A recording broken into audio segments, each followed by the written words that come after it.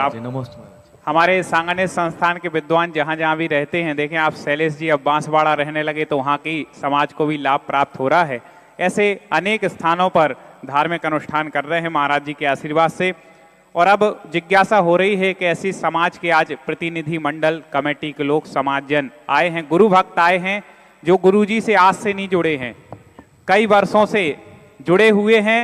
और बाकी जगह तो महाराज जी लोग कहते हैं कि आप हमारे पंचकल्याणक में आइए और सानिध्य दीजिए, लेकिन एक गांधीधाम गुजरात की एक ऐसी समाज थी कि उन्होंने कहा जहां महाराज श्री रहेंगे पंचकल्याणक हम वही करेंगे। ऐसी पूरी समाज ने आकर के तारंगा जी में पंचकल्याणक कराया था। आज तक महाराज जी गांधीधाम नहीं गए, लेकिन पूरी गांधीधाम समाज महाराज जी के आशीर्वाद प्रेरणा से धर्म के मार्ग पर आगे बढ़ रही है। हर एक कार्य वहां महाराज जी के आशीर्वाद से होता है।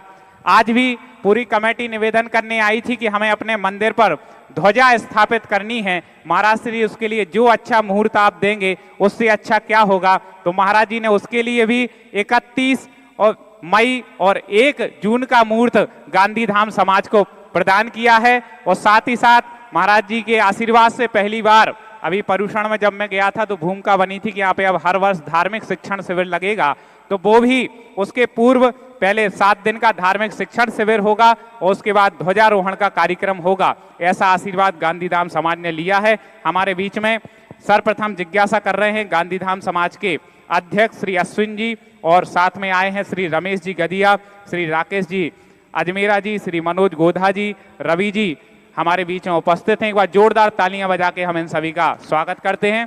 अश्विन जी की जिज्ञासा, इसके बाद रमेश जी अपनी जिज्ञासा रखेंगे। हमारे समाज के आराध्य रमेश जी अपनी जिज्ञासा रखेंगे। हमारे समाज के आराध्य श्री मुनिपुंगा सुधासागर जी महाराज के चरणों में पूरे गांधीधाम जैन समाज की ओर से त्रय बार नमस्तु नमोस्तु नमोस्तु, हमारे सब परिवारों की ओर से नमोस्तु नमोस्तु नमोस्तु। गुरु जी, मेरी जिज्ञासा है कि वर्तमान समय में जैन धर्म और सैनिक धर्म के बीच में क्या संबंध होना चाहिए, इस पर थोड़ा सा प्रकाश डालिए। जैन धर्म और सैनिक धर्म जैन धर्म का 2 रूप है, एक गृहस्थ का रूप और एक मुनि का रूप। गृहस्थों के लिए भगवान ऋषभदेव ने सर्वप्रथम क्षत्रिय का उपदेश दिया, सैनिक का उपदेश दिया, क्योंकि हर व्यक्ति कहीं ना कहीं किसी रूप में राजा रहता है। जैसे हमने कहा, तो हर मुखिया को अपने अधीनस्थ की रक्षा करने का हुनर होना चाहिए। आप घर में मुखिया हैं तो घर की रक्षा करने की ताकत होना चाहिए। आप यदि पुरुष हैं तो अपने परिवार के बच्चों की ताकत होना चाहिए उनकी रक्षा करने की। आप समाज के मुखिया हैं तो समाज की रक्षा, संघ के मुखिया हैं तो संघ की रक्षा। तो जितने भी हैं इन सबका ऋषभदेव ने गृहस्थ अवस्था को क्षत्रिय का उपदेश दिया। जैन दर्शन में सैनिक बनने के लिए इतना गजब का उपदेश दिया, पूज्यवर जिनसेन स्वामी ने प्रतिमाधारियों को सैनिक में भर्ती कराया।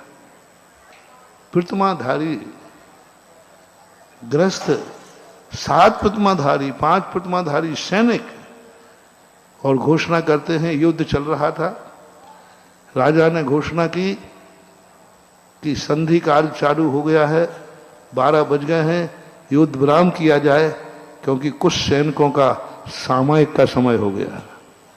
घोषणा देखो क्या हो रही, युद्ध में और सामयिक यहां दनादन घोषणा की जा रही है कि नहीं, सामयिक का समय हो गया है, कुछ सैनिकों का सामयिक है, इसलिए युद्ध को विराम दिया जाए संधि काल के लिए। ये प्रसंग पढ़ करके एकदम आश्चर्य हुआ कि वृत्ति प्रतिमाधारी सैनिक के रूप में प्रस्तुत हुआ, तो एक बहुत बड़ी बात होती है। लेकिन वह बात राष्ट्र की हो, धर्म की हो, सैनिक बने। लेकिन आजकल के सैनिक तो नहीं बनते हैं।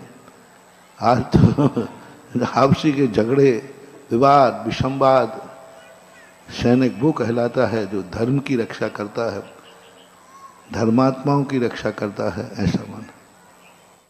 और अब जिज्ञासा